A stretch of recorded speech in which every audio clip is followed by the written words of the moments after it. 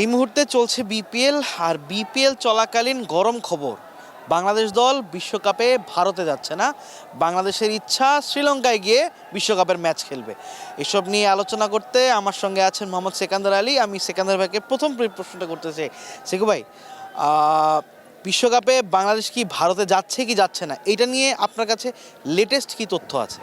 দেখুন, Bangladesh cricket board যে চিঠিটা আইসিসিকে দিয়েছে সেটা হলো নিরাপত্তা পরিকল্পনা সম্পর্কে জানতে চেয়েছে, এবং তারা জানতে চেয়েছেন আরেকটা বিষয়, সেটা হলো যে উদ্বেগ প্রকাশ করেছে যে কলকাতায় যে ঘটনাগুলো ঘটছে এবং সেখানে দূতাবাস থেকে শুরু করে মুস্তাফিজকে বাদ দেওয়া আইপিএল থেকে, এইসব বিষয় নিয়ে তারা যে উদ্বেগের জায়গায় রয়েছে সেইটা আইসিসিকে এক্সপ্রেস করেছে। তারা ভারতে খেলতে যাবে না কিংবা বিশ্বকাপ খেলবে না এরকম মন্তব্য করার মতো স্ট্রেংথ বাংলাদেশের ক্রিকেট বোর্ডের নেই, বা বাংলাদেশও যদি বলে যে আজকে আমি ভারতে দল পাঠাবো না বা বিশ্বকাপে দল পাঠাবো না, সেটা হয়তো ব্যাকফায়ার করতে পারে তাদের জন্য। 2016 সালে বোধহয় যতটা মনে পড়ে এখানে অস্ট্রেলিয়া তার দল পাঠায়নি, আইসিসি কিন্তু বিকল্প দল নিয়ে খেলেছে। তো কোনো দল না পাঠালে যদি ভারত বলে আইসিসিকে বা এবং অন্য দেশগুলোকে সমন্বয় করে যদি বলে যে আমি এই দলটা ছাড়াই বিশ্বকাপ আয়োজন করবে এবং বাংলাদেশ না খেলবে, তাহলে কিন্তু একটা লেজগরে বরে অবস্থা হয়ে যাবে এবং বাংলাদেশ কিন্তু বিপদে পড়ে যাবে সেই ক্ষেত্রে।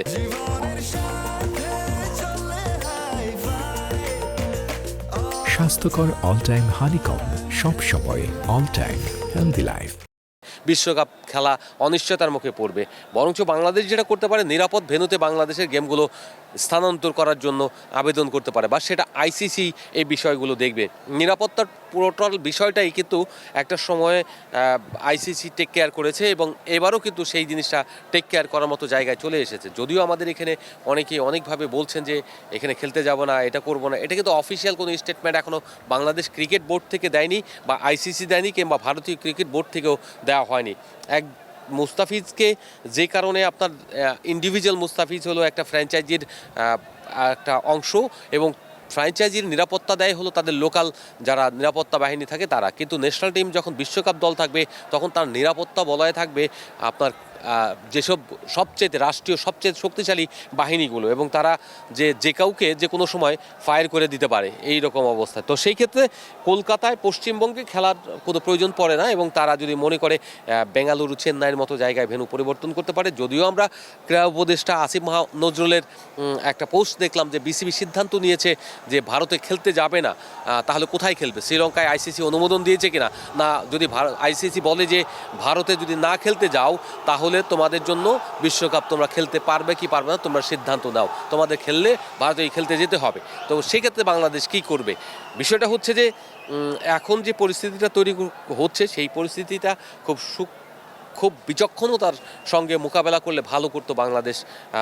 আমার মনে হয় যে বিচক্ষণ যদি হতে হয় তাহলে আপনার বাংলাদেশ ক্রিকেট বোর্ডকে যে কেউ পোস্ট দেওয়ার আগে বাংলাদেশ ক্রিকেট বোর্ড যে স্টেটমেন্টটা দেবে সেই স্টেটমেন্টের জন্য অপেক্ষা করা উচিত, এবং সেই স্টেটমেন্টটা যদি না হয়ে থাকে তাহলে নিশ্চয়ই তারা আইসিসির সঙ্গে কথা বলে আইসিসির সিদ্ধান্তটাই বহাল করবে। আর যদি তারা না খেলতে যায় এবং আইসিসিকে বলে যে আমরা বিশ্বকাপই খেলবো না প্রয়োজন বোধে, সেটা অন্য ডিসিশন, এটা অন্য সিদ্ধান্ত। পুরো ব্যাপারটা তো শুধু একটা মুস্তাফিজকে ঘিরেই হচ্ছে, শুরুটা কিন্তু মুস্তাফিজকে ঘিরেই। মুস্তাফিজকে কলকাতার এভাবে সরিয়ে দেওয়া, ভারতের মানে গভর্নমেন্টের হস্তক্ষেপ, এই ব্যাপারগুলো আপনি কীভাবে দেখছেন? এবং বোর্ডের সাথে অবশ্যই আপনার কারো না কারো কথা হয়েছে, তারা বিষয়টা কীভাবে নিয়েছে? দেখুন, মুস্তাফিজের বিষয়টা হলো মুস্তাফিজ খেলতে যাবে, মুস্তাফিজকে খেলতে না দেওয়াটা হলো একটা অন্যায় কাজ হয়েছে। আপনি এরকম যদি মবের কাছে যদি নথি স্বীকার করেন তাহলে বাংলাদেশ আসলেই তো বাংলাদেশ তো দাবি করতে পারে আমাকে কিভাবে নিরাপত্তা দেবেন, আমি যে কাভার করতে যাব কিংবা আপনি যাবেন কিংবা অন্য কেউ যাবে, সমস্ত স্টেক হোল্ডারদের আপনি কিভাবে নিরাপত্তা দিবেন, বাংলাদেশ ক্রিকেট দলকে কিভাবে নিরাপত্তা দেবেন? তার মানে আপনি নিরাপত্তা দেওয়ার মতো সক্ষমতা রাখেন না। আপনার যারা রয়েছে তাদেরকে আগে বাংলাদেশ সরকার যেমন ওদের সঙ্গে যোগাযোগ করবে, তেমনি ভারতীয় সরকারের উচিত যে বিসিসিআইকে বলা যে তোমরা যে সিদ্ধান্তটা নিচ্ছ সেটা যৌক্তিক কিনা, কতটা মবক্রেসির কাছে তোমরা হার মানছো কিনা, সেই ব্যাপারটা ভারতীয় ক্রিকেট বোর্ডও কিন্তু এখন মবক্রেসির কাছে হার মানছে। মুস্তাফিজকে খেলতে না দেওয়া হচ্ছে বাংলাদেশকে উস্কানি দেওয়া, এবং বাংলাদেশ সেই জায়গায় তাদের অবস্থান করবে যখন আপনি মুস্তাফিজকে নিরাপত্তা দিতে পারবেন না, একজন প্লেয়ারকে নিরাপত্তা দিতে পারবেন না, সেখানে 15 জন প্লেয়ার এবং আরও 10 জন স্টাফ, কোচিং স্টাফ এবং আদার্স যে স্টাফ থাকবে, তার সঙ্গে ধরেন 50 জন সাংবাদিক থাকবে। তো এই যে 50 জন সাংবাদিক কিংবা বিসিবি অফিসিয়ালস, তাদেরকে কিভাবে আপনি নিরাপত্তা দিবেন? তার মানে হচ্ছে আপনার নিরাপত্তা আপনার জায়গায় নেই। তার মানে পশ্চিমবঙ্গ এখন বাংলাদেশের জন্য, বাংলাদেশের মানুষের জন্য একেবারেই নিরাপদ নয়, অনিরাপদ। সেক্ষেত্রে বাংলাদেশ ভারতকে খুঁজে বের করতে হবে কোন জায়গা নিরাপদ, কোন প্লেস। যদি তারা না পারেন তাহলে তাদেরই বলা উচিত যে বাংলাদেশকে সের জন্য আমরা ভারতে কোনো ম্যাচ আয়োজন করতে পারছি না, বা বাংলাদেশকে আমরা এখানে চাই না যে বাংলাদেশ এখানে এসে বিব্রত হোক, কিংবা আমরা বিব্রত, তারা বিব্রত হোক। সেই জায়গা থেকে তারা শ্রীলঙ্কায় বাংলাদেশকে অটো নমিনেট করতে পারে, অ্যালোকেট করে দিতে পারে। ওখানে পাকিস্তান খেলবে, সেই সাথে যেহেতু গ্রুপ, বাংলাদেশের গ্রুপের সব ম্যাচ এখানে, তার মানে বাংলাদেশের খেলা ওখানে, মানে হচ্ছে যে আপনার 4টা ম্যাচ ওখানে চলে যাবে। তো 4টা দলকে আবার ট্রাভেল করতে হবে ওখানে, সেক্ষেত্রে আইসিসির খরচগুলো বেড়ে যাবে। ভারতে খেলা, ভারতে পশ্চিমবঙ্গে খেলে, মানে কলকাতায় খেলে আবার ওখানে শ্রীলঙ্কায় যেতে হবে, ট্রাভেলিং এর একটা ব্যাপার চলে আসবে। সেই জায়গা থেকে হয়তো তারা অনেক কিছু করতে হবে, নতুন করে আবার শিডিউল করতে হবে। এই শিডিউলিংয়ের ব্যাপারটা হচ্ছে ট্রাভেলিং এর সঙ্গে, যেহেতু ট্রাভেলিং থাকবে তখন আপনার এই গ্যাপগুলো কমে আসবে, ব্যাক টু ব্যাক খেলা হয়ে যেতে পারে, অনেক অনেক কিছু। শ্রীলঙ্কারও ভেন্যু, তখন ওদের অনেকগুলো ভেন্যু রয়েছে, তখন ওই ভেন্যুগুলোকে হয়তো প্রিপেয়ার করাই রয়েছে, সেগুলি খালি বিশ্বকাপের জন্য অ্যালোকেট করবে। তো এটা বাংলাদেশে যেমন উদ্বেগের জায়গা এবং বাংলাদেশের মানুষের উদ্বেগের জায়গা, তেমনি ভারতের উচিত বাংলাদেশের কথা বিবেচনা করে হয় মানে তাদের অবস্থান বদলানো, মুস্তাফিজকে খেলতে দিতে হবে, এবং শুধু তাই নয়, বাংলাদেশকে প্রপার নিরাপত্তা দেওয়ার জন্য যেসব জায়গা, যেসব ভেন্যু, সেই সব ভেন্যুতে বাংলাদেশের ম্যাচ সেটেল করতে হবে। কিন্তু পশ্চিমবঙ্গে যে বাংলাদেশ দল নিরাপদ না, সেটা কিন্তু পশ্চিমবঙ্গের লোক বুঝিয়ে দিয়েছে। ভাই, একটা গুরুত্বপূর্ণ প্রশ্ন, সবাই মানে অনেকেই বলছে মুস্তাফিজ যদি কলকাতায় না খেলে চেন্নাই বা দিল্লিতে খেলতো তাহলে এই ইস্যুটা ক্রিয়েট হতো না। আপনারা কি এই জিনিসটার সঙ্গে একমত? দেখুন, মুস্তাফিজ এই যে কলকাতায় খেলবে না, এই তথ্যটাও তো আবার সঠিক না। মানে আপনি কার ভয়ে আপনি কলকাতায় খেলবেন না? সব জায়গায় খেলতে হবে। যখন একজন প্লেয়ার খেলবে তখন সব জায়গায় খেলবে। সে কলকাতায় খেলবে না, আবার বেঙ্গালুরুতে খেলবে, চেন্নাইতে খেলবে, এইসব জায়গায় কিন্তু একেবারেই মানে সমীচীন না। এই বিষয়গুলো কিন্তু বিতর্কে তৈরি করবে। অর্থাৎ আপনি বাজ বিচার করে খেলাবেন, তার মানে তো বাংলাদেশকে ওই জায়গায় যে হামলা হবে না, তার তো নিরাপদ না। তো মুস্তাফিজের যে ব্যাপারটা বললেন আপনি, সেটা হচ্ছে যে কলকাতা বাদ দিয়ে বাকি ভেন্যুতে খেলানোর কথা। আমি মনে করি এই সিদ্ধান্ত কোনো যৌক্তিক সিদ্ধান্ত হবে না। তাহলে আপনার বেটার না রাখাটাই ভালো। আর যদি না রাখেন, সেটা দিয়ে আপনি বার্তা দিয়ে দিলেন আপনার জনগণকে আপনি কন্ট্রোল করতে পারছেন না। মবক্রেসি আপনি উস্কে দিয়েছেন, অথবা মবক্রেসি আপনার ওখানে যেটা রয়েছে সেটাও আপনার নিয়ন্ত্রণের বাইরে।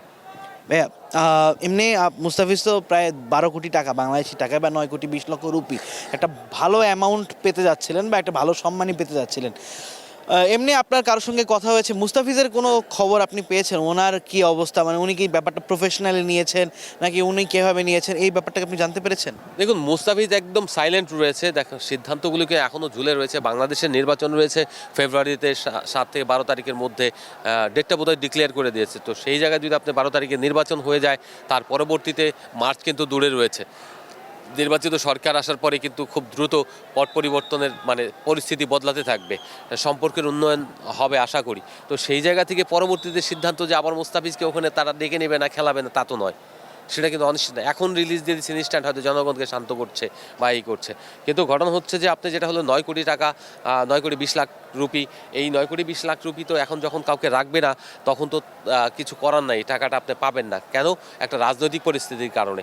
এখন বাংলাদেশকে যদি এখানে দুই দলই, মানে ভারত এবং বাংলাদেশের মধ্যে যদি এখন এই টানাপোড়েন শুরু হয়ে যায়, তাহলে ক্রিকেটীয় কূটনৈতিক মধ্যে কিন্তু রাজনীতির যেটা ঢুকে পড়েছে, এই রাজনীতি কিন্তু ক্রিকেটীয় কূটনীতিকে ধ্বংস করে দেবে, এবং ক্রিকেটের যে রিলেশনটা রয়েছে সেই রিলেশনটা আর থাকবে না। না থাকার অর্থ হলো বাংলাদেশ এবং ভারতের সিরিজগুলো নিরপেক্ষ ভেন্যুতে হতে হবে, যেটা পাকিস্তানের ক্ষেত্রে একেবারেই হয় না, তাদের সঙ্গে খেলেই না।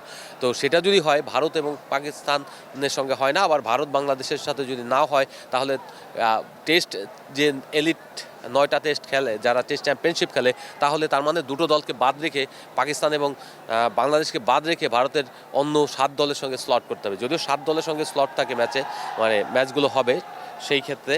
তো এই যে বিষয়গুলো, বিশ্বকাপ তখন কিন্তু বাংলাদেশ, ভারতের যখন বিশ্বকাপ হবে তখন তারা খেলতে যাবে না। বাংলাদেশে 31 সালে বিশ্বকাপ রয়েছে, সেই বিশ্বকাপে বাংলাদেশে খেলতে আসবে না ভারত। এই যে চলতে থাকা অনেক এই চলতে থাকা হিসাব হিসাব চলে নিকাশ চলে আসবে এবং আইসিসি তখন পড়ে যাবে একটা দ্বিধাদ্বন্দ্বে। এই জায়গায় আইসিসিকে যদি ফিফার মতো স্ট্রং না হতে পারে বা আইসিসি যদি তাদের অবস্থান শক্ত জায়গায় রাখতে না পারে, তাহলে কিন্তু ক্রিকেট একটা ভালনারেবল গেমে পরিণত হবে। অনেক অনেক ধন্যবাদ ভাই। আমরা আশা করব দ্রুতই এই সমস্যার সমাধান হবে এবং একটা সিচুয়েশনে আমরা পৌঁছাবো যেখানে বিসিবি একটা সিদ্ধান্ত জানাবে। দর্শক, এতক্ষণ আমাদের সঙ্গে থাকার জন্য ধন্যবাদ।